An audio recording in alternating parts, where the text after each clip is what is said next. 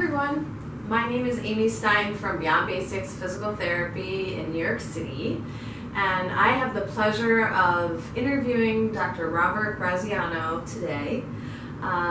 He's going to be interviewed on a series of pelvic floor, pelvic pain issues and questions that everyone wants to hear. And from our listeners and our community, it's really helpful to have someone that's gone through it to speak out. So we are fortunate to have Dr. Rob here today. He is the owner of Atlantic Medical Imaging, which consists of 13 outpatient clinics from Cape May to Brick Township, New Jersey.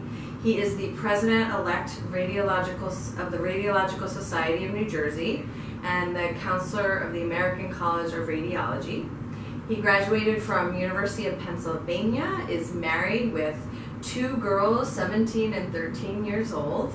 And thank you so much for being here today. I really appreciate it. Thank you for inviting me.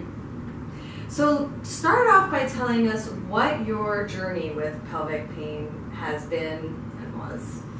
Okay, it started about a year ago. I had gone to a conference and came home, and one evening I developed this excruciating genital pain that I figured would go away on its own, so I tried to sleep it off, and after a few days it was as bad as it was in the beginning.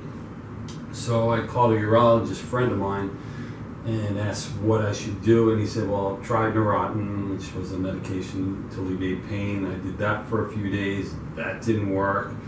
So then I made an appointment with another urologist in his group and saw him on a Friday, and he diagnosed me with bacterial prostatitis just after examining me and said it's pretty classic and just take some antibiotics and Flomax, and I should definitely feel better in 3 or 4 days. And after 3 or 4 days I didn't feel much better, which is what I had expected because I read a little bit online.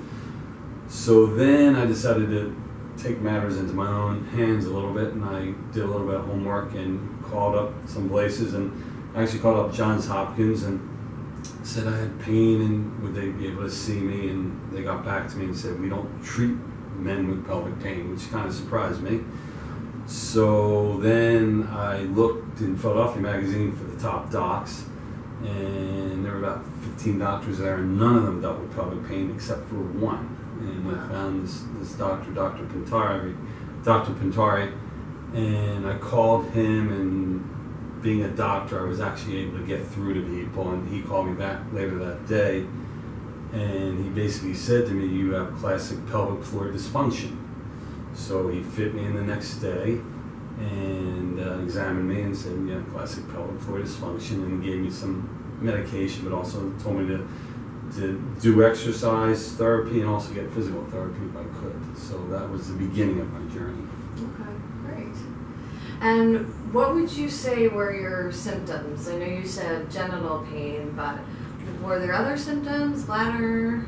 No, it was pretty much, to be honest with you, penile pain, which apparently is classic. It was on the tip of my penis, and which was classic for pain. And it was burning. It was excruciating burning on the tip of my penis. So. And were there any positions that made it better or worse, or not particularly? Truthfully, it just was unrelenting. It was just all the time except when I slept. It was this constant pain. I'd be sitting down, I'd be walking, anything. It was just, it occupied my entire life. Yeah. Were you able to work, or were you preoccupied? Pretty much it's on your mind. I mean, you can feel it. I mean, on a scale of 1 to 10, it was about a 9. And so you can't ignore it, and it just, I mean, it was excruciating. I tried to get through my day because I had a job to do, but I was always thinking about it. I did make an appointment with a psychiatrist for the very fact that you know, a lot was going on in my mind, so I figured that may help. And then I met with one psychiatrist, he gave me Xanax, which I knew wasn't going to help, and it didn't help. So then I made an appointment with another psychiatrist, and she put me on a different medication, which was probably a better medication to help alleviate the pain. Okay. All right. Well, thank you so much for that information, and stay tuned for series 2 of our interviews with Dr. Robert Graziano.